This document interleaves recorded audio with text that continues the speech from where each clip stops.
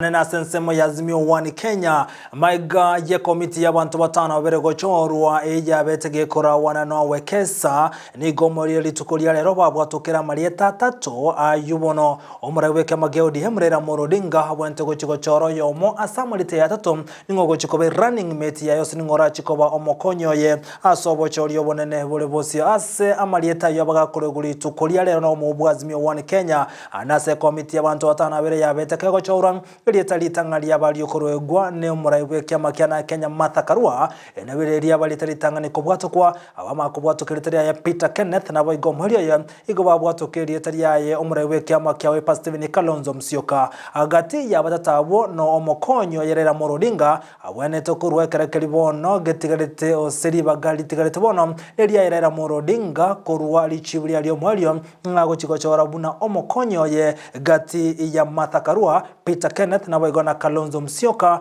asobo chorio bone bulebosio. The panel established to assist and advise the Honorable Raila Amolo Odinga on the most suitable candidates for appointment as his running mate in the general election to be conducted on the 9th August 2022. This follows the inability of the candidate to disengage from the political exercise